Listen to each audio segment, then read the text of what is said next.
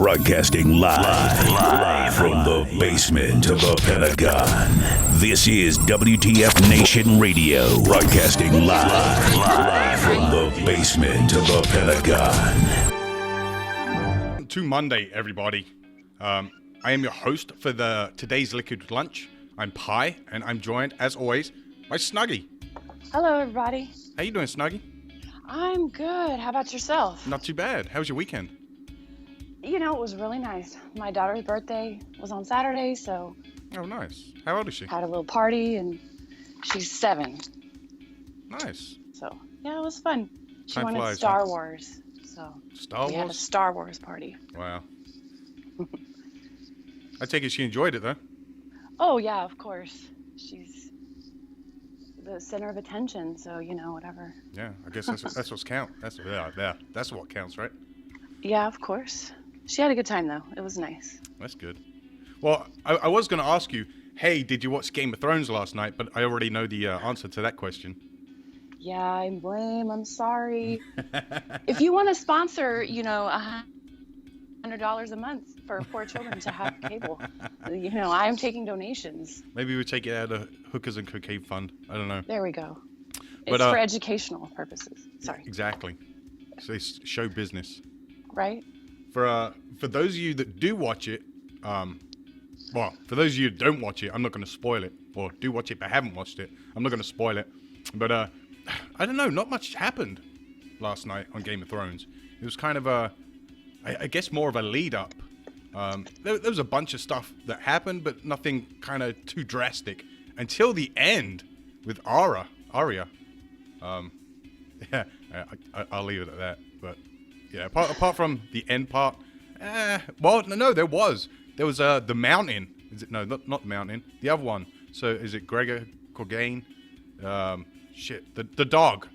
That's the one. That was a kind of interesting. Because if you've been following, you'll know he died, and I'll leave it at that. But yes, and if you guys have been living under a rock, I guess I'm gonna have to educate you slightly. Today, 72 years ago, in 1944, was it's the anniversary of Operation Overlord, where the majority of the men that stormed into almost certain death on the beaches of Normandy, France, during that era, made history.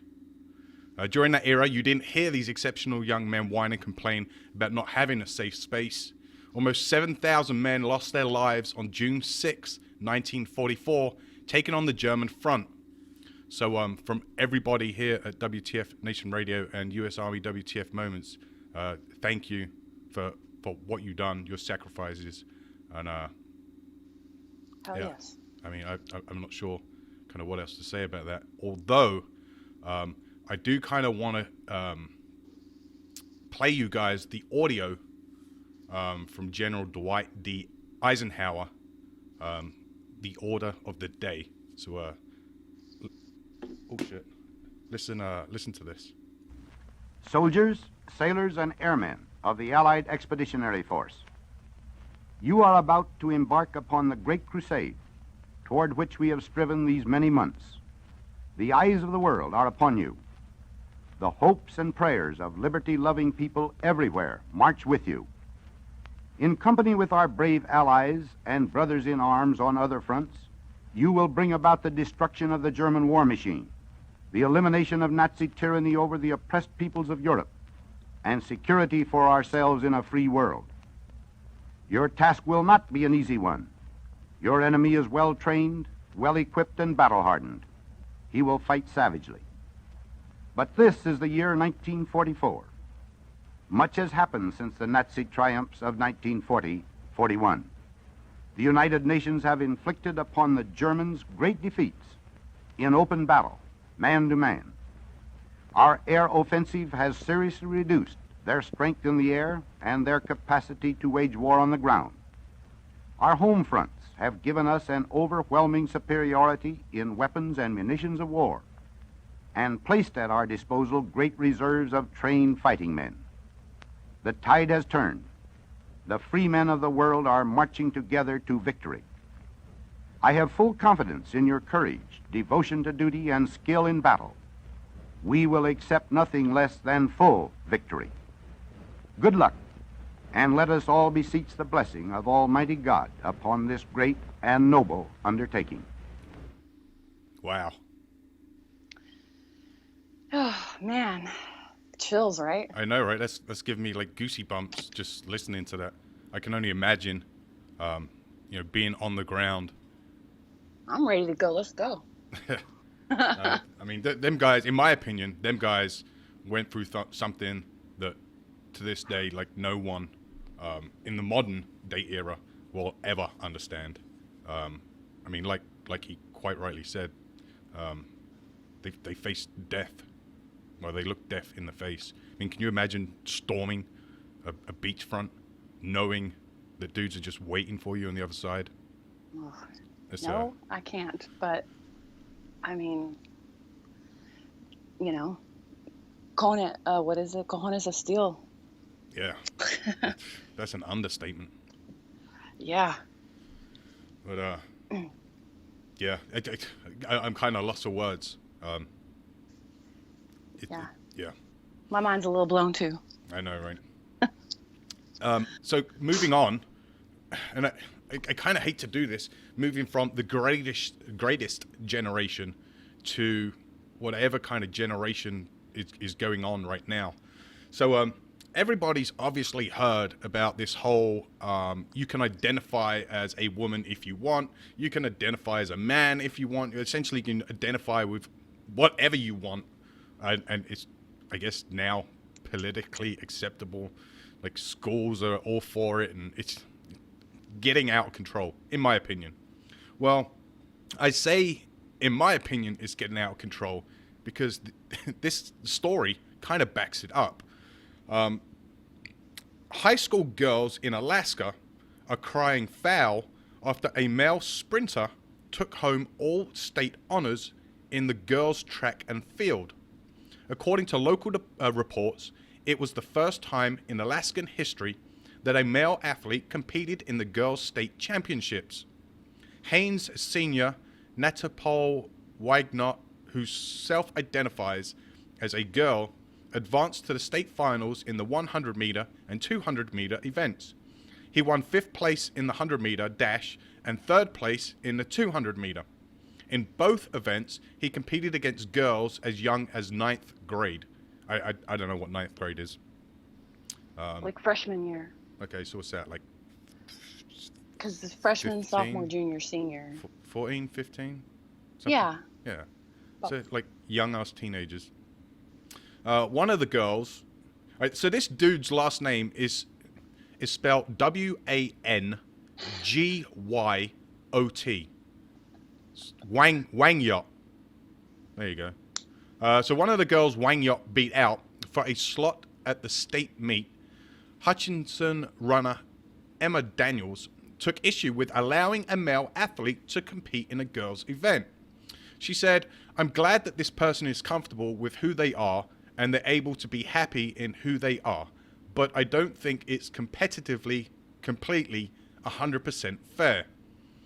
Another runner, Peyton Young, who competed in different events, took a similar position, saying, "I don't know what's politically correct to say, but in my opinion, your gender is what you're born with. It's the DNA. Genetically, a guy has more muscle mass than a girl, and if he's racing against a girl, he may have an advantage." Well, Alaska allows each school to decide whether to let boys compete in individual girl events. According to the Alaska Dispatch News, Wangyot's district doesn't require boys to undergo hormone therapy before competing in girl events. For the purpose of gender identification or interscholastic activities, the district will consider the gender identity based on the student's consistent declaration of gender identity, their actions, attitude, dress, and mannerisms, the policy states. Wangyot, who is an immigrant from Thailand, one of my fellow countrymen, in 2004, according to the Alaska Dispatch News, also played on the girls' volleyball and basketball teams. Alaska Family Action President Jim Minery organized a protest against forcing teenage girls to compete against male athletes. We are here today as a voice from the community to ensure that female athletes are not denied the playing opportunities and scholarships otherwise available to them, and to make the playing field even again, he said. Minery argued that, quote, allowing students to play on teams of the opposite sex disproportionately impacts female students, who will lose spots on a track, soccer, and volleyball teams to male students who identify as female. Well, tough shit. It is what it is. All you faggots wanted this shit, so now you got it, and now you're gonna fucking complain about it. Fucking ridiculous. You know, on one hand, I don't see anything wrong with it. If the dude wants to identify as female, then you have to give him all the opportunities that every other female's are afforded. You can't discriminate against him just because he's got the body of a male. If he identifies as female, then why not? Right. Well, because, I mean, then would you have somebody that is looking like a female competing against the boys? Because then they're all going to be like, what's this girl doing here? Well, I mean, it's irrelevant. I mean, yeah, if a chick wants to identify as a male and then go play on the male's team, play with the boys, yeah. I mean, then sure, why not? But, I mean, you can't discriminate. I mean, they discriminate against them. I mean, you can't do that. If someone identifies as a female, then fuck it, let them go play on the girls' team. I mean, the funny part of this is the dude still lost against girls, placing 5th and 3rd. Right. So, I mean, really what, like, I don't know. Just people want to play, go play. Have fun. And if you're, you know what, if you want to compete for that spot or whatever, well, then get more competitive, because it doesn't matter, boys or girls, there will be somebody better and worse than you at some point in time. So, you know, I agree with you. You want to make it equal, well, now it's equal, and you can't go back and say, well, we want it equal, but not equal in that way. So. Well, you know, what's going to happen is people are going to get butthurt over this. And now they're going to set rules in place. So they're still going to keep this whole stupid gender dysphoria, whatever the fuck it is. You're still going to be able to identify to whatever you want to identify as. But what they're going to do is create rules where it makes it harder. So, as I read in the article, I guess some states force students to go through hormone therapy or something, to prove. I think they test them. I said they tested them. WTF Nation Radio, you're on the air. Hey guys, how you doing? Not too bad. What's up, man? I just want to say, and I don't know how I feel about it, but I think we should make a third type of thing for people who identify as, four. So you got the males, you got the females, you got males who identify as females, and females who identify as males. Right. And I think that's what they should do. So essentially make 4 different teams? I'm just fucking around. You know, I was going to say, that'd be pretty cool. I mean, then you could really be guaranteed a spot, because there might be like 2 people. You know, but what? I don't know why they're allowing it. Like, I understand, okay, if you want to identify as a different sex, whatever, that's your business. But you still, like the article said, like that fucking teenager said, you still have the physical makeup of, you know, a male or a female. So based on that, that's what you should stick with. Well, I think that's why the certain schools do the test. Like, they just they ask or they determine if you're undergoing any kind of, like, if you're taking hormone therapy or doing something like that, then you might, that was like one of their requirements or something to be able to compete. Yeah, but then as a boy or girl. But I mean, I don't know. Wouldn't someone start complaining then about invasion of privacy? I identify this. Everyone knows that. take tests as an athlete anyway, like do a physical and whatever. Yeah, So but we're if not you're- talking collegiate. We're not talking, state, national, freaking like a grown ass adult Olympic in high type school, stuff. in high school, you do have to do a physical and do have to have doctor sign offs and stuff like that to compete. You have to, every year before the school year starts, and I'm not sure about during the year, but I know you have to go for a physical and have a like signed checklist or whatever that the doctor did all this stuff and like made sure that you were able to compete, even just in high school stuff. So what now? Can I say Part of that? something? Yeah, go for it. So- All I want to say, what I want to say to that is, I'm 34 years old. I played sports when I was young, high school, all that shit. And honestly, back then, I don't remember anything other than you had to do a hernia test to be able to fucking play. Now, and I'm gonna blame the fuck out of this on that fucking cunt Bruce Jenner. That this is why fucking there's an issue with this kid playing on the girls' team or whatever, is because of that fuck. Yeah, you might be right. I can't remember. Because it Any all, of this crap I mean, I beforehand. don't remember too much before it, but after that, it was like everything is a fucking slippery slope now. I mean, it's all a bunch of fucking horse shit in politics. You can't do this, you can't do that. Don't say this, don't say that. We don't know this or that. And I mean, before that, there was no, you didn't even have any of this. This discussion probably would have never even came up. Well, I mean, I think this kind of stuff was around. This is just another thing, another topic.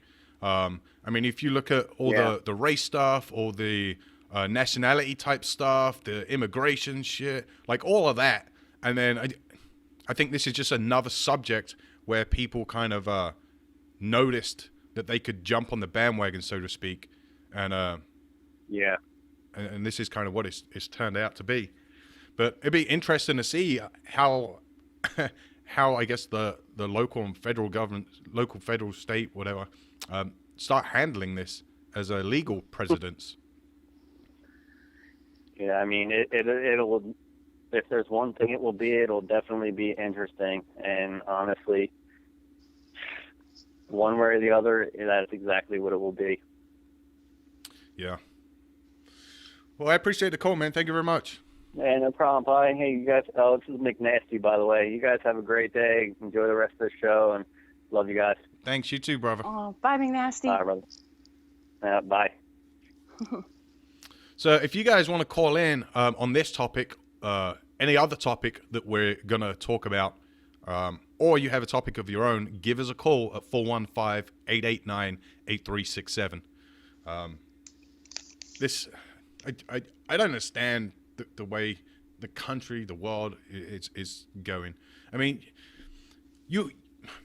I'm not saying you don't have these kind of people in other countries, but other countries don't have these freaking issues.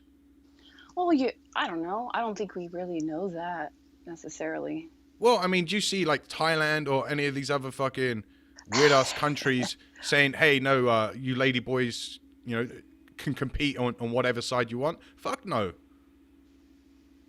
It's like, hey, you got the body of a male, a female, whatever.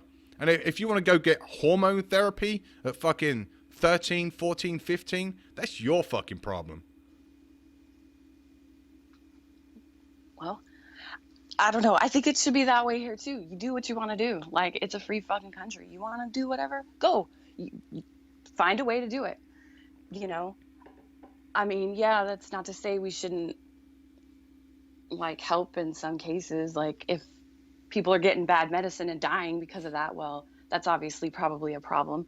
But as far as trying to make a rule about every little damn thing and try to make sure that you have every which way covered, like, that's just not going to happen. You're always going to have exceptions to everything, or people who don't feel like the rules should apply to them and they'll bend here and there. Like, that's anything you set up. So trying to nitpick and have every base covered in these kind of circumstances is pretty much damn impossible. Right. Because there's so many ways and variants that you just have to kind of broadly cover things. Like, yeah, we shouldn't maybe be killing people for what they want to do, but there's got to be a line somewhere, but someone's always going to have a freaking problem, even with whatever you come up with that seems to encompass the most variables. Does that make sense? And no, it does. I mean, I think you kind of hit the nail on the head. You know, do whatever you want to do. You know, be whoever you want to be, but just shut the fuck up and just drive on with life. Stop whining about it and making stupid little rules that ends up affecting everybody else's fucking life just because, you know, you got something up your ass and you want to live life a particular fucking way. All right, congratulations, go do that, but leave everyone else the fuck alone. Yep. So, it's Monday, and after every Monday, there's always reports of alcohol-related incidences, including DUIs. Well, the US Navy has slapped a drinking ban on sailors stationed in Japan as of today, and halted off-base Liberty as police arrested a US sailor on the southern island of Okinawa on suspicion of drunk driving following a car crash that injured 2 people. For decades, we have enjoyed a strong relationship with the people of Japan. It is imperative that each sailor understands how our actions affect that relationship and the US-Japan alliance as a whole, Rear Admiral Matthew Carter, commander of US Naval Forces in Japan, said in a statement earlier today. The United States has 18,600 sailors stationed in Japan. The ban follows the arrest late Saturday of Petty Officer 2nd Class Ami Mahia, who's 21, and who's assigned to the Kadena Air Base on Okinawa. Mahia drove the wrong way on a freeway and crashed into 2 vehicles late Saturday, a police spokesman said. The latest incident came as US military observes a 30-day mourning period at bases in Okinawa after a US civilian working for the US military was arrested on suspicion of dumping the body of a 20-year-old Japanese woman. Renewing anger amongst the residents in Okinawa at the US military presence threatens a plan to move the US Marines Fatima Air Base to a less populous part of Okinawa, which was agreed to in 1995 after the rape of a Japanese schoolgirl by US military personnel sparked huge anti-base demonstrations. Okinawa's governor and many residents want the Marines off the island. All sailors in Japan will be kept on base and banned from drinking until all personnel understand the impact of responsible behavior on the US-Japan alliance. The statement said sailors living off base will be allowed to travel to and from base only to conduct essential activities. The restrictions don't apply to family members and civilian US contractors, which would have brought the total number of people to 35,000. But they are being encouraged to observe the rules in a spirit of solidarity, a spokesman for the Navy said. Well, I don't agree in mass punishment, but for the people that screw up like this badly, if you crucify them, like jail time, then kick them the fuck out of the military, then you wouldn't have this problem. Well, I mean, maybe you would, but as soon as people understand the severity of their actions, I think less people would be more inclined to act like a fucking idiot. And if they do, then get rid of them.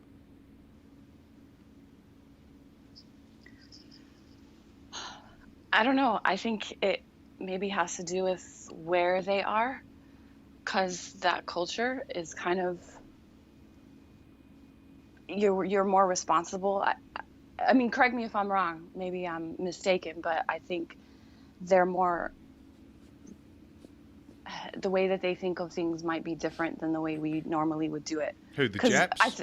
The Japanese, yeah. I think because normally if you get a DWI or whatever, DUI, or do something stupid on post, you know, they might make you do an extra class or this or that, or talk to everybody and say, oh, don't do that, that's really bad. But I don't think they do a whole like countrywide ban on it. But Maybe because it's over there, and maybe they have other instances not this severe, but maybe there's just so many, like, oh, they got arrested for disorderly conduct, or they were kicked out of this bar, or the instances of harassment has gone up.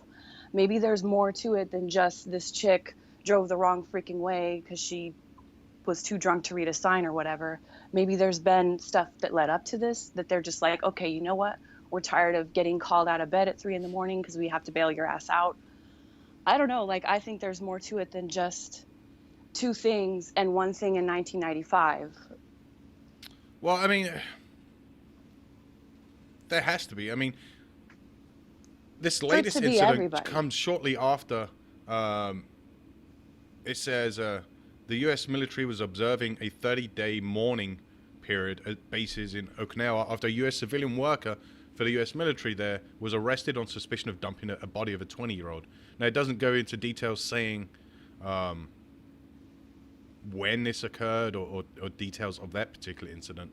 But, I mean, after a couple of incidents, it's going to turn into a kind of mass lockdown, mass punishment. There's a video also with this article. This article is coming from NBCnews.com. Let me play you the video for this article so you can kind of, I don't know, get a better understanding. The headline for this particular video says Japanese PM scolds President Obama over despicable Okinawa murder. So take a listen to this. Rare public apology during his visit to Japan after that nation's leader, in a highly unusual moment, dressed him down on camera over a murder that's been linked to an American from the U.S. military base in Okinawa. NBC's Ron Allen is in Japan with more on the death overshadowing the president's visit. Outrage and anger aimed at America's massive military bases in Okinawa, Japan, after the body of a 20-year-old woman, missing for weeks, was found raped and murdered in the wooded mountains not far away. Tonight, Japan's Prime Minister scolded President Obama and then said his entire nation is in shock. I feel profound resentment against this self-centered and absolutely despicable crime, he said. We consider it inexcusable. In custody, Kenneth Shinzato, 32, a former Marine, now a worker at a base. Reigniting deep anti-American sentiment, Okinawa home to nearly half of the 50,000 U.S. troops here. Now, with local leaders calling for the complete withdrawal of U.S. forces, the commander-in-chief vowing to do everything to make sure justice is served. It's all overshadowing Mr. Obama's plan for a historic trip to Hiroshima, the first U.S. president to visit since America devastated the city with an atomic bomb. Ron Allen, NBC News, Isushima, Japan. So that was the video, I guess, of where the Japanese president, prime minister, whatever, spoke about the chick being killed, the 20-year-old. Now, I'm pretty sure murders happen over there without Americans being involved. I think it was just kind of an opportunity to take a shot since the president was visiting anyway. She'd been missing, I looked it up, she'd been missing since April 28th and had texted that she was going for a walk. And then they found her, she was sexually assaulted before her death and found there. It doesn't say the manner that she passed away, but, and then, he provided them with a location apparently after being questioned by them. And so he, as of that article, he hadn't been formally charged yet, but he did, I guess, tell them where she was, in this forest. So, I mean, shit like this is gonna happen. I mean, regardless of fucking country, regardless of whether the U.S. military is there or not, this kind of shit is gonna happen. Of course, it happens all over. Right. So, fuck that individual incident, and I mean, I'm not trying to be kind of insensitive. I mean, I'm just saying it fucking happens everywhere. So, what makes this particular incident fucking special? They're supposed to be behaving themselves and not raping and murdering people. Yes, that's true. But I mean,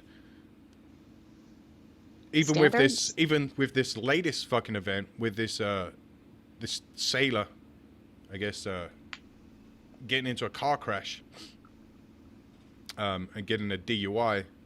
Now, it says it injured 2 people, but I mean, from what I can tell, 3, maybe 4 incidences, is that good enough to fucking lock the whole base down? I'm like, I don't know. I don't know. I think that's why I think other people have done things that maybe aren't quite so bad or big, but it's just enough to where they're like, okay, you know what?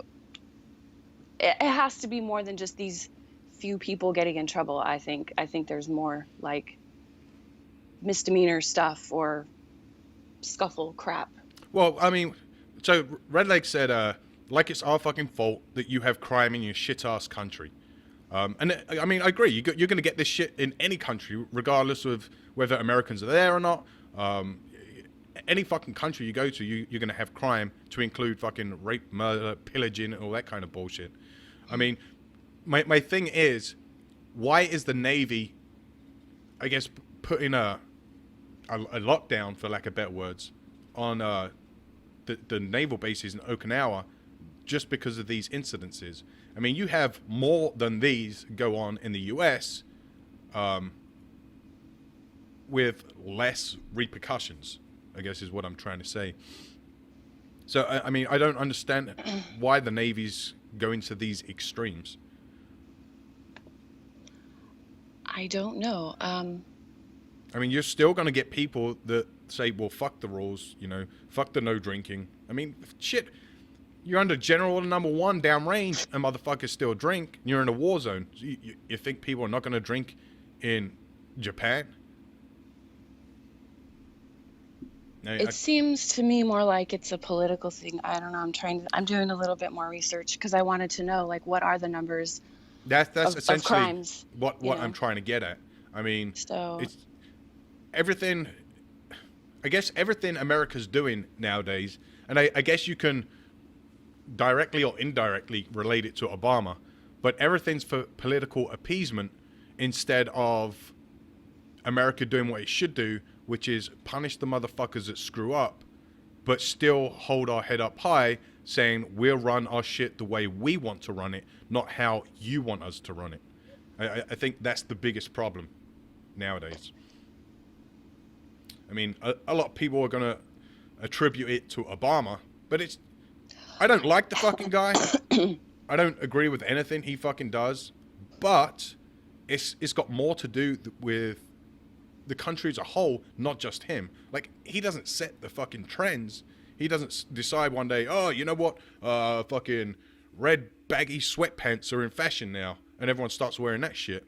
I mean, it's the people that fucking come up with these dumb ideas and the stupid ways of life, and he ends up catching wind of it and tries to make it a fucking policy or a law or some dumb shit. I don't know. Maybe I'm wrong. I don't know. Maybe I just don't know what I'm talking about. I don't think that's true, but I'm just kind of skimming this article on stripes.com about the article is entitled "Despite Low Crime Rate, U.S. Military Faces No-Win Situation on Okinawa." And a director of the Governor's Military Base Affairs Division is saying that when crimes are committed, it reminds the Okinawans of a time under U.S. military control. In 1972, like when victims of the crimes had no say in the court case, basically, that when crimes were committed by service members and they were tried by the U.S. military, the Okinawan victim didn't have a say. But to say that because of way back this in the 70s, before they changed the law and before they reverted Okinawa back to Japan, and that there's still all this resentment, and then that this man is saying that that's why this situation is, I guess, more sensitive or whatever word you want to use than it would normally be. I can understand that. I mean, Martin on Facebook Live says regardless, you have to respect the host country. And it's true. I mean, as a member of the U.S. military, you're supposed to act professional at all freaking times. I mean, your actions reflect on your branch, the country in general. So, I mean, people are going to do dumb shit. People are going to do shit that's illegal. I got that. I mean, I'm not minimizing that whatsoever. I guess the point is, I think the Navy's overstepping and kind of, like you said, do this whole lockdown thing for political appeasement rather than anything else. I mean, I understand the whole, back in 1970s where the Japs didn't really have a say in any kind of court cases that went on. I got that. I understand why they're kind of salty. But, I mean, it's no longer that time. I mean, times have fucking changed. Get over it. Yeah. And if you like statistics, this same article says that SOFA, status personnel, had committed 5,896 crimes since 1972. So, I mean, that's probably not a very high rate considering the time span, and especially when you compare that to the Okinawan populace, which has a crime rate of 69.7 crimes per 10,000 people, compared to the 24.7 by SOFA members. So clearly the rate is dropping on our end, but there's still the same scrutiny, and I'm betting it is a cultural thing, and they're just kind of pissed off that we're around, and they might still feel that, their opinion or that their presence doesn't really matter to us. You know what I mean? Like, that it's not a working relationship, that there's still that kind of... According to nationmaster.com, Japan versus US, the age of criminal responsibility, Japan's ranked 37th. The US is 58th. Believes crime has increased in the past 3 years. United States got 37% more crimes than Japan in the past 3 years. Crime level, Japan's ranked 18th, US is ranked 30th. So US has 4 times more than Japan. I mean, I don't know how these stats are kind of put together. Like, violent crime murder rate per million people. Japan's ranked 11th at 3.97. US is ranked 43rd, which is 11 times more than Japan, at 42.01. I mean, I don't understand how these kind of stats are put together anyway, because, I mean, you're basing it off an insane difference in number of people per country. But I guess that's why I don't do math. Right. Statistics is weird anyways. You can pretty much manipulate any kind of data to show what you want to show, as long as you ask the right question. Yeah, isn't it like 92% of all percentages are made up? 86% of the time. Well, there you go. See? Boom. Hey, have you watched that new children's movie? Shit, what's it called? Zootopia. No, I haven't, actually. Well, get this. So, in China, well, there's a character in the movie called Nick Wilde. Is a fox. Well, in China, there was this like artist that built this. I think it was like a 5-foot figure of this fox out of Lego. The statue took 3 days and $15,000 to build, and it was put up in like a Lego expedition in South China, and it was gone within the first few minutes of the expedition being opened. I guess a little boy had kind of gone up to it, ignored the do not touch signs, and destroyed it. A 4-year-old boy. Damn. Yeah, like he tore it up. Oh, wow. Yeah. So the artist declined compensation as he insisted the child had not meant to break the figurine. The artist then went on to post pictures of the broken figurine on his Weibo account. The fuck? Anyway, but he did not elaborate about what happened, except to say he was heartbroken to see his hard work was destroyed. And I guess he didn't want like any compensation or anything. He just pretty much said, fuck it. Kid's a kid. Well, what a nice guy. Yeah, fuck, I'd have been pissed. I would have beat that kid's ass. 3 days and 15 grand? Yeah. It's a hell of a lot of money to spend on Legos. Yeah, I know, right? But I mean, see, the figurine was pretty cool. Like, you've seen them, like... I'm looking at the pictures now. Yeah, I mean, it looked pretty legit. Like, all these fucking Lego monument things do. Hell yeah. Like, I don't know how they do them. I mean, I don't have the patience to do that shit. But, I mean, they're pretty cool.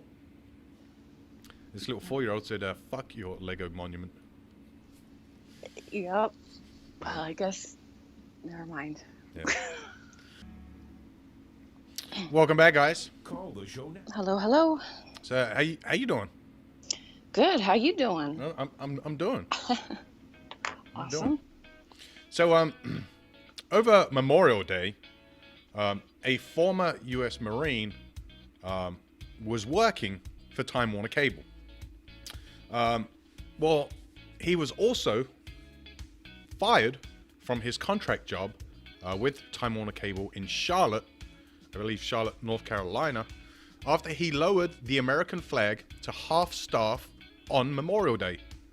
Alan Thornwell, 29, was thinking about his best friend, a former Marine who he said killed himself 2 years ago when he returned to the US. This is what the Charlotte Observer is reporting. The paper reported that Thornwell was fired on Thursday. The service that arranged for the job for Thornwell said Time Warner told them they were disturbed by what was termed as, quote, passion for the flag and his political affiliation. Thornwell said he remains in shock over his firing. Murphy Archibald, which is a Thornwell's attorney, said his client should never have lost his job. It's disgraceful, Archibald, who is a Vietnam vet, told the Observer. He didn't do anything wrong. He's a veteran working on Memorial Day who corrected what he thought was a disrespectful flying of the American flag. I would have taken it down myself. Thornwell, who was discharged in 2014, knew the US flag code policy, which states that the banner should be half-mast until noon on Memorial Day. Thornwell said the incident happened around 2:30 p.m. He said he wishes now he had permission. I didn't think of it as the property of Time Warner Cable, he said. It's everybody's flag. A Time Warner Cable spokesman confirmed to the Charlotte Observer on Friday that the former Marine was, quote, no longer under contract with the company, but declined to provide further comment. So the article doesn't really give a whole bunch of information. So this is what I got from it. The guy is a contractor to Time Warner Cable. During Memorial Day, the flag, which I'm assuming was flying outside of the Time Warner Cable offices, was not at half-mast, or was at half-mast. The incident says it happened, well, it says the incident happened at 2:30 p.m.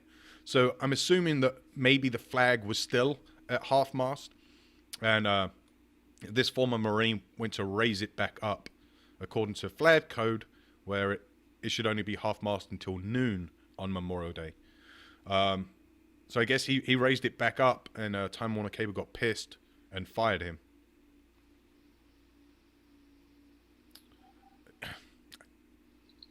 I don't know, man. It's I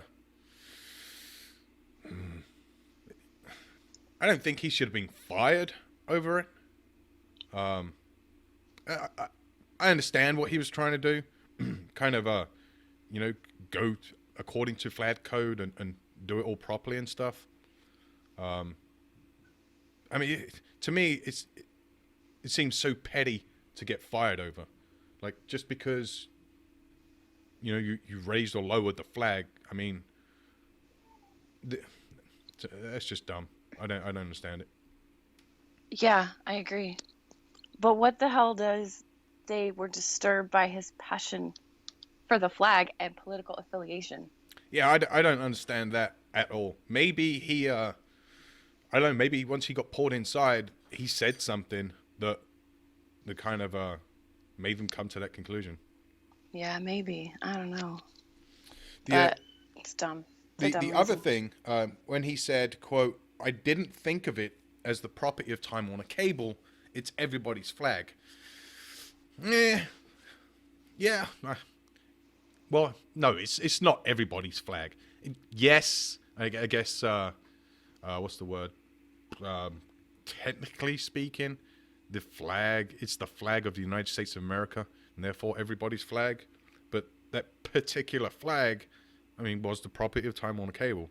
So, I mean, if they were using that as a, hey, you had no right to touch our shit, I mean, that's still fucking a petty reason to fire someone.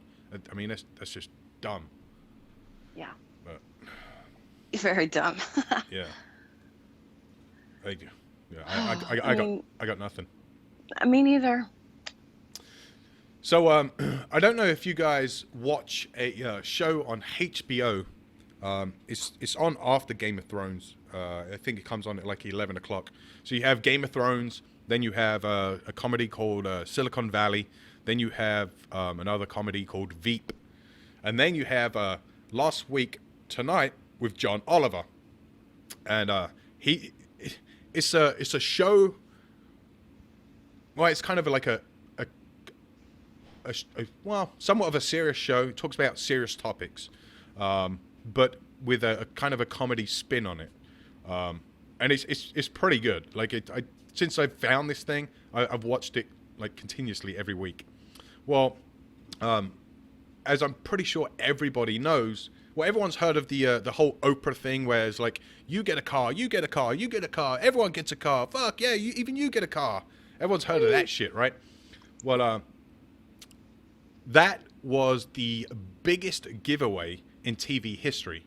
I think the total amount that was spent on all them vehicles was $8 million. Wow. Yeah, like insane amount of money, and she just like gave it all away.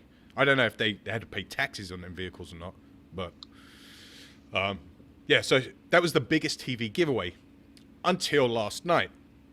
So last night, part of this Last Week Tonight show, he was talking about the debt, individual debt, like people's debt throughout the country, and how debt has created a industry of itself. So there's certain countries in the US, or certain states within the US, that you don't need any type of license to start a business and collect debt from people. So what they done, the show actually started a company. I can't remember if it was in California or Arizona, but they started a company in a state. They paid like $60 to like start the company up, like register it with the state, and that was it. And then they were fully eligible to buy and collect debt from people. So I think he said within like a couple of weeks of the company being formed, like they made a website, they made it legit. They got contacted by a number of, I guess, debt selling companies. So what happens is when you have debt, say you owe, let's just say your bank credit card debt, and say your bank is Chase. Well, if you don't pay that debt, then what happens is they then sell that debt to another company, like for pennies on the dollar. So if let's just say you got a $1,000 credit card debt that you just haven't paid, well, they will sell your debt to another company for, let's say, $200. So that company will pay $200 for your debt. They are now legally able to come after you to collect that $1,000 worth of debt. So, in turn, by making their money. Now, if they want to pass on that, or just after X amount of time they still can't collect, they can sell that debt to somebody else. So, but as long as they sell it for less than what they paid for it, so they could sell that debt for like $150, and so on and so forth. Well, they started this company that could do that. So within a couple of weeks, they got approached by a company that was selling this debt, and for $60,000 is like cents on the dollar. They were able to buy 9,000 people's debt. This debt, and it was all debt for like medical bills or that just haven't been paid. This debt totaled $14,922,261.76. So just under $15 million. And they set this company up in like fucking within 2 weeks of setting this company up, they got this shit. So the last week tonight, whoever HBO, the network, they bought these people's debt for $60,000. So legally, they could go after these people and try and get this debt. Instead, they hired a business firm, law firm, whatever the fuck it was, and they literally forgot the debt. They forgave all the fucking debt. Like, you guys never have to pay a penny of this shit. Like, they absolved the debt for 9,000 people, which totaled just under $15 million. So that's awesome. Yeah, as of last night, they became the TV show to give the biggest giveaway. Yes, Travis, Mississippi. That was it. They made the company in Mississippi. But I mean, you guys should be able to go watch it on YouTube. The way it's insane. Like, some of the stuff he talks about is ridiculous, because he talks about, a lot of the issues within the country, a lot of the loopholes that go on, especially like this whole debt thing. I mean, it's insane how these people can get away with what they do, and the majority of the time it's like 100% legal. Like, they're playing within the confines of the law. It's insane. I was going to play some of the audio for you, but I don't know how long. Well, this shit kind of goes on for a while. Let me see how this works. Bear with me, guys. I'm going to try something here real quick. Grimy business and badly needs more oversight, because as it stands, any idiot can get into it. And I can prove that to you because I'm an idiot and we started a debt buying company. And it was disturbingly easy. Let me explain. Back in April, we spent $50 to incorporate a debt acquisition company online in Mississippi. And incidentally, over the internet is the best way to experience Mississippi. We called it Central Asset Recovery Professionals, or CARP, after the bottom-feeding fish. I became chairman of the board, and CARP set up this very bland website and dipped our toes into the debt market. And with little more to go on than that website, we were soon offered a portfolio of nearly $15 million of out-of-statute medical debt from Texas at a cost of less than half a cent on the dollar, which is less than 60 grand. For that amount, CARP would be sent the personal information, including names, current addresses and social security numbers of nearly 9,000 people. So we bought it, which is absolutely terrifying, because it means if I wanted to, I could legally have CARP take possession of that list and have employees start calling people, turning their lives upside down over medical debt they no longer had to pay. There would... Get that shit. That's insane. Yeah. I used to work for a company that actually tried to help people get out of debt. It was kind of like one of those consolidation type of things. And people, like clients would call me, you know, this guy's harassing me, and they just called and told me like all kinds of crazy stuff. I mean, these debt collectors, they would get really ugly with people, you know. I'm coming after everything you own. I'm coming to your house, and we're gonna take it and kick you out, like all this kind of crazy stuff, calling people at work. Like, I mean, there are some rules, but most people don't know them. They can't call you at work. They can't call you between certain hours. And, you know, but it would just, some of these people would call me crying, you know, and a lot of it was medical debt and, you know, other kind of stuff that they really, you know, couldn't help maybe necessarily. But these people would just call and tear them up. Yeah, it's ridiculous. He also was speaking last night about zombie debt, like the Walking Dead type zombies. So what? I'm not a financial advisor of any sorts. I can barely do fucking basic math. But from the gist of things and from what I can remember from last night, he kind of went into it and explained about you know, some of the tactics these debt collectors use to collect all that shit, and then he talked about zombie debt. Now, zombie debt is there's a statute of limitations, and I'm not sure if it varies from state to state or if it's just a one federal guideline statute. I'm not sure. As far as I know, and I could be wrong, in the state of Ohio, it's 8 years. So once you have a debt for 8 years, after 8 years, that's 8 years of not paying on it, 8 years of not like responding to anybody, 8 years of zero activity on that debt's account. It's then kind of a quote unquote forgiven. Like it's outside of the statute of limitation. That doesn't mean people can't collect on it. It just means you can no longer be sued for it. So everyone's heard of, you know, people having their wages garnished because, you know, they have debt, they haven't paid it, whatever the case may be. Well, what happens is these debt collecting companies, they sue you to recover the debt. And this is something he also talked about last night, which was kind of interesting. So 98% of the kind of court cases within the legal system are from these debt buying companies because they just sue everybody. And they do that because they hope the person they're suing doesn't appear at their court case.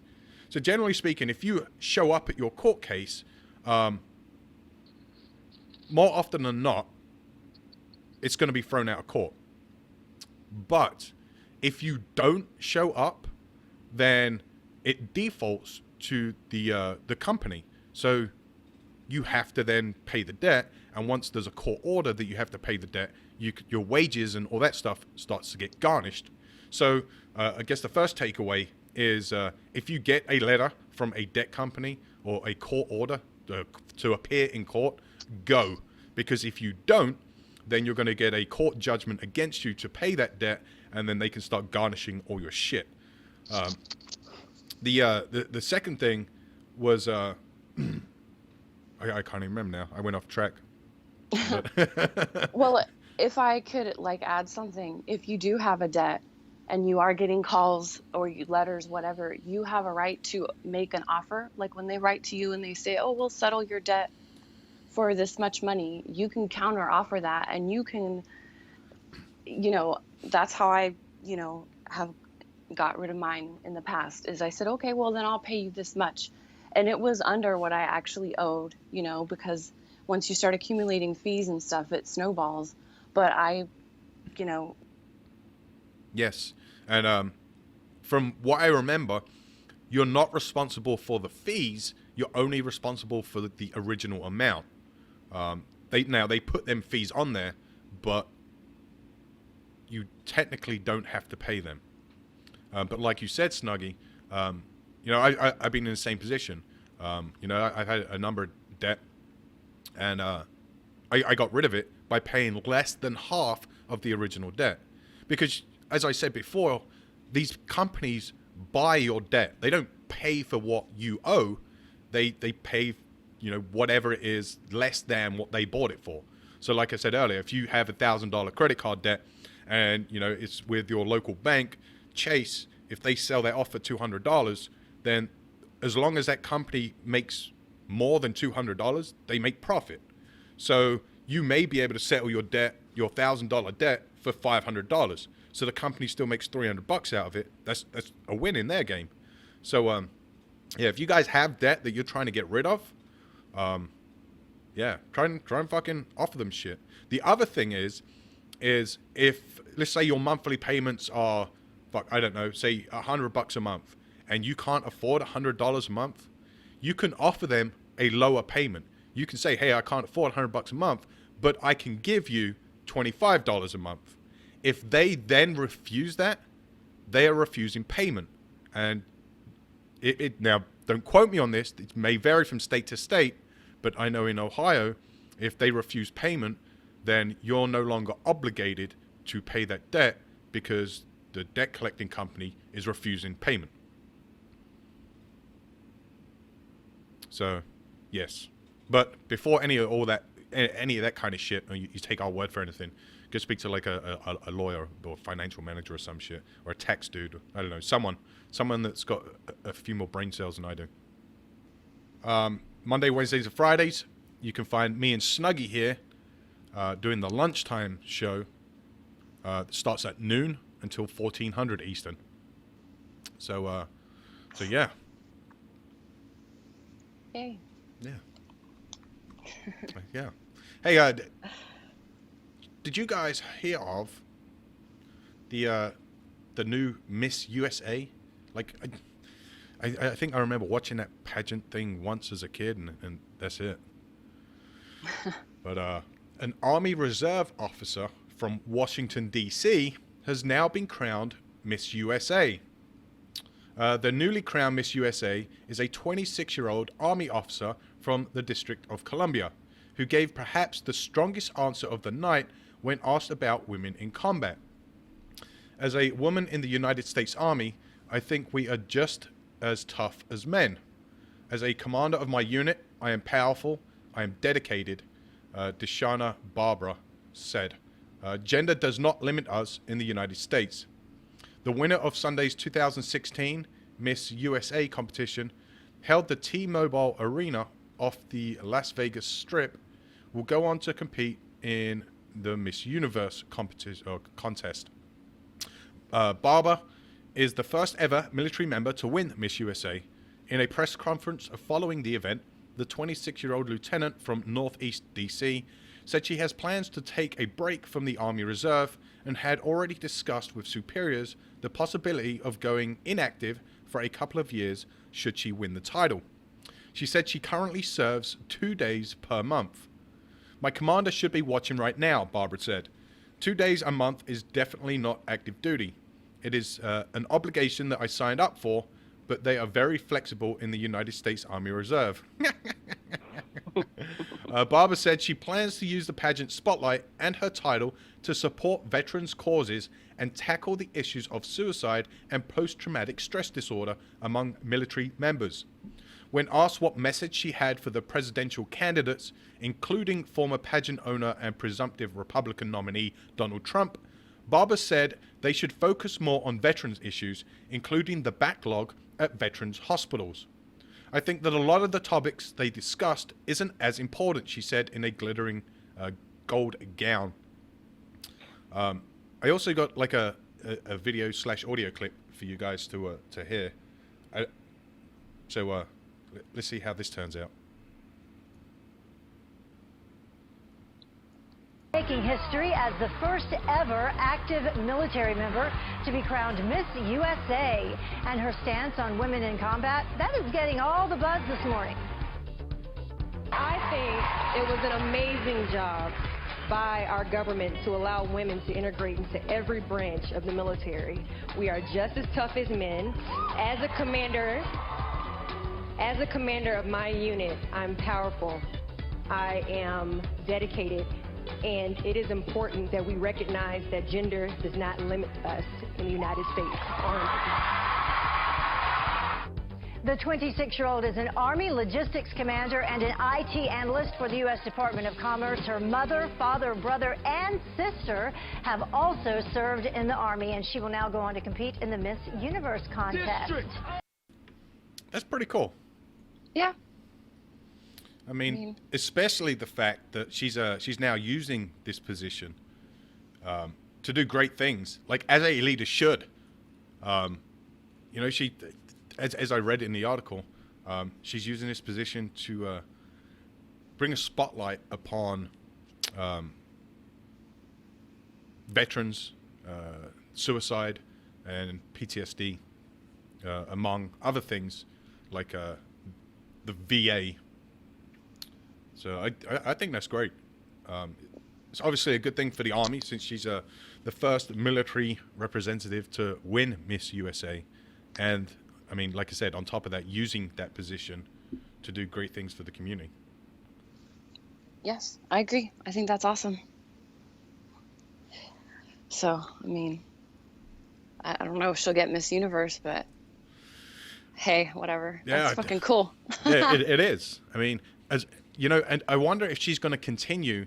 And I don't know if it's going to be a positive or a negative for her. If she continues to kind of push the message of, you know, veteran suicide and PTSD and all that kind of good stuff, is that going to go work against her or work for her? I mean, especially when it comes down to Miss Universe. Well, I mean, I don't know about the whole Miss Universe thing, but I think it's a good thing as Miss USA, because that's not necessarily a platform that gets reached by the cause, so to speak. Right. You know, I mean, it's a kind of another connection or another, oh God, what's the word I'm looking for? Dang, I hate when that happens. It's just another avenue, like, I guess, as far as getting the word out on what is a really big problem, or what I feel is a really big problem, you know? So, hey, I don't, obviously with some fame there comes negativity, but I don't think it's going to hurt her that this is something that she champions. Right. Yeah. I mean, I think, I mean, I can't really say any more than you've already said. I mean, yeah. I mean, she's doing good things as long as she continues to do so. Yeah, it's just kind of all up from here, I guess. Yeah, hopefully. So, what's up with Texas, man? You know, we do a lot of kind of strange things down here. And I guess we're well known for a few of them. Like the death penalty and Dr. Pepper. And yeah, I don't know. But so the U.S. Supreme Court is deciding that they're going to hear a couple of groundbreaking cases on the death penalty. One in which deciding whether Texas violates the Constitution and how it determines who is mentally fit to be executed. In hearing and ruling on the case in Texas, which executes more inmates than any other U.S. state, the court could inch closer to a decision on the constitutionality of the death penalty as a whole. But that might be overreaching, and that's just my add-in. Anyways, Bobby James Moore was sentenced to death for shooting and killing a grocery store employee during a botched robbery in 1980 in Houston, has been behind bars ever since. A Texas court used current medical standards to determine that Moore is intellectually disabled and cannot be executed under the U.S. Constitution. But the Texas Court of Criminal Appeals overturned that decision, using instead a decades-old definition for intellectual disability that found Moore was not disabled. Moore's lead attorney, Clifford Sloan, slammed the decision as startling. He kind of writes a bunch of lawyer speak and says Texas' highest criminal court has decided that Texas courts must continue to apply a 1992 standard of intellectual disability unless and until the state's legislature decides to enact a statute, he wrote as part of his court petition. The applicable medical standards for diagnosing intellectual disability have changed since that time. Texas has executed 537 people since 1976, which is nearly 5 times more than any other U.S. state. There was a second question that they were trying to get the Supreme Court to take up on this case, which was whether execution of a prisoner after decades on death row violates the 8th Amendment ban on cruel and unusual punishment. So I guess there's progress depending on how you look at issues. I mean, there are a lot of people that are executed that, you know, probably shouldn't have been. Not to say that they shouldn't be punished, but... Well, I mean, I guess my opinion, again, and take that for what you will, but, I mean, if the dude is legitimately jacked up in the head, then I guess it's case by case on what his condition is and how jacked up he is, whether he should get a death sentence.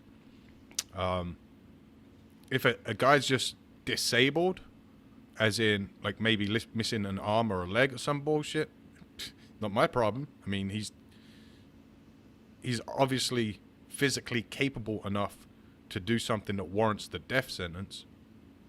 So fucking, I think they should bring back the firing squad. Some cases for sure. Oh yeah, like rape, murder, pedophiles. Yeah, that's pretty much it. Bring back the fucking the death squad, or the firing squad, whatever you want to call it. I mean, right. I don't know why.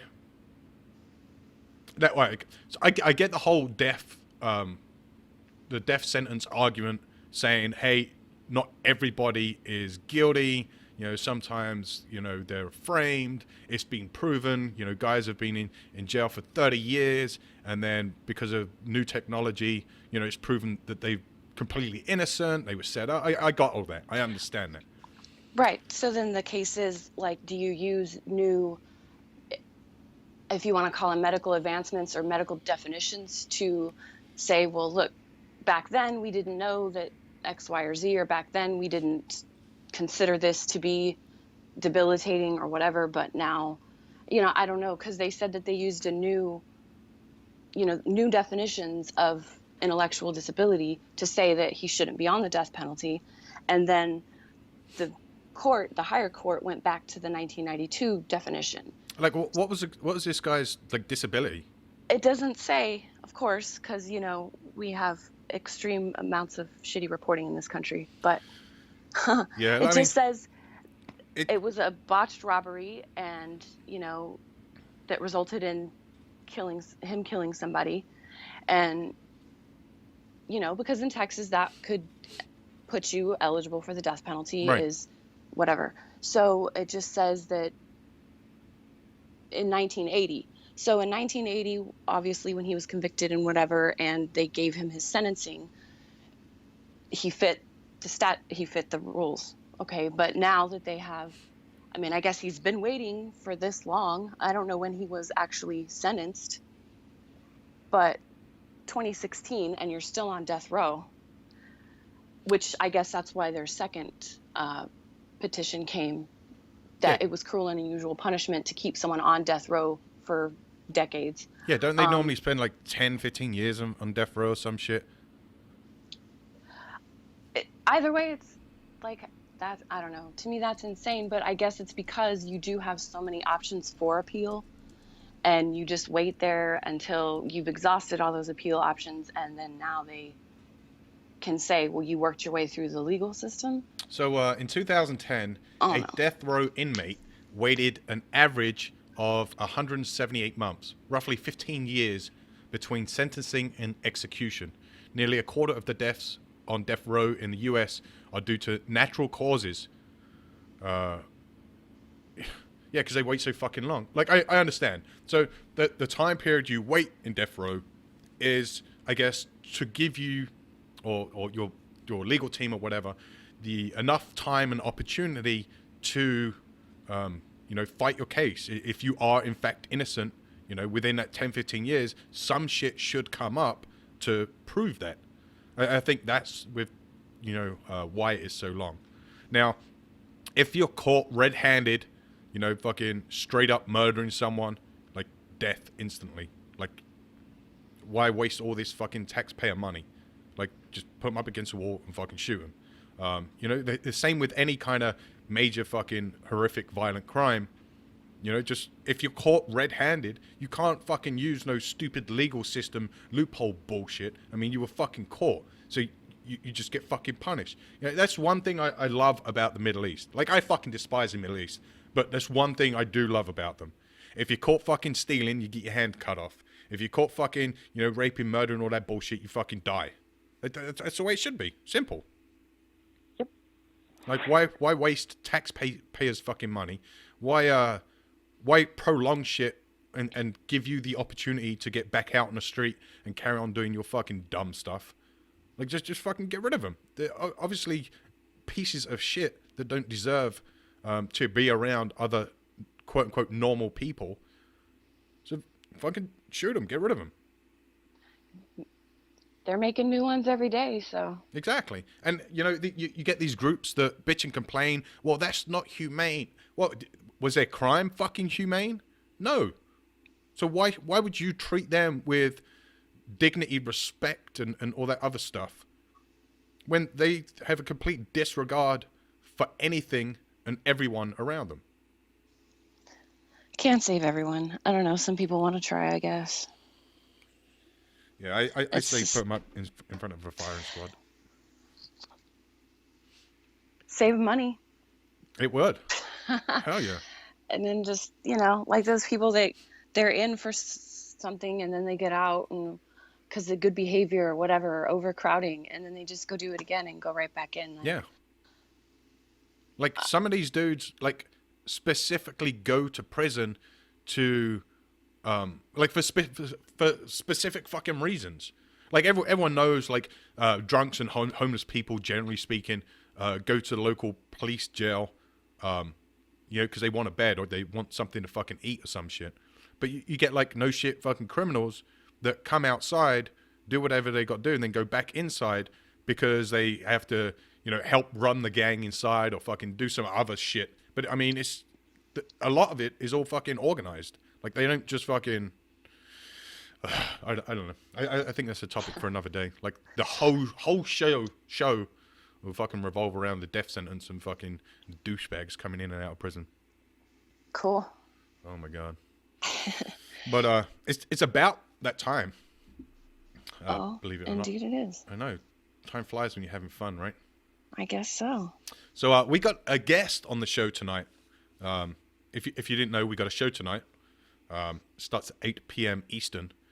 We got Martin Brine from Citizen Soldier. He'll be on the show tonight. And if you're not sure what that is or who he is, I guess you're going to have to just make sure you tune in. And Redleg will give you all the pertinent information. Because that's what Redleg does. Thanks, Redleg. Yeah. You're a trooper. Anyway, like I said, guys, we have a show here every night. What you know what? You want to do the Honest Snuggy? Sure. Go for it. So, like Pi was saying, tonight is Redleg, the Monday edition with Redleg. Tuesday, Drunk on This Tuesday with Raptor 7 and Hobbs. Wednesday, I believe, is WTF Wednesdays. I think that's the official title. With Jim Beam, Raptor 6, and should be Alaska. Thursday is Sergeant's Time with Ice, The Nasty, Howie, and Dick at Night. Friday is Friday Night Fuckery with Redleg. Saturday night Free for All, and it's a rotating host. I think it's your turn this week, isn't it? I think so. I'm sorry. Man, we need to hire some more on-air people. And then Sunday are Sober Sundays with Jim Beam, Raptor 6, and Alaska.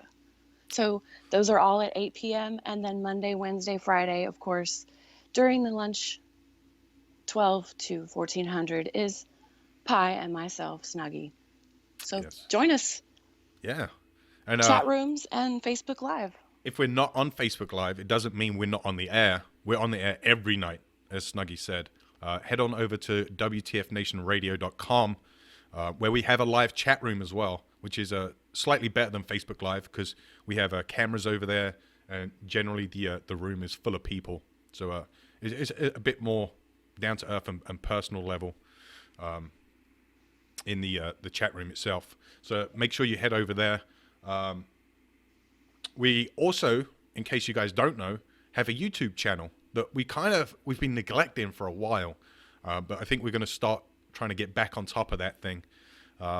So you can catch all the past shows, well, some of the past shows over on YouTube, as well as some of our original WTF Nation Radio songs, like the Raptor song and some other stuff, like the Goddammit song. I think Redleg's T-shirt song is on there. So I guess that's a reason not to go. But yeah, you guys can go check that out. Yeah, I think that's pretty much it. Am I missing anything? I don't think so. Yeah, damn. Oh, D-Max. D-Max, I think we're going to start putting either a segment or a place for a D-Max to do his original, I guess, cover songs. I don't know if you can call them cover songs. They're a cover of something. But stay tuned for D-Max's stuff as well. But apart from that, I think we're done for the day. Okay, then. Yeah. Kind of sit back, relax, beat some kids, drink some beer. I gotta do yard work, man. Oh, fuck that. Yeah, that's too much work for me. I have a whole jungle. It's been raining so damn much, but it's finally dried out enough, I think. Wait, So. don't you live in a swamp by now? Some of it, yeah. I have like different areas of the yard are different things. Damn. It's kind of fun. Well, you have fun with that. Thanks. And for everyone else, as always, enjoy the rest of your day. The voice of U.S. Army, WTF Moments. This is WTF Nation Radio. Well, that's all, folks. That's my line. Step aside, babe. Let a star do this. That's all! That's all, folks! Can I go home now?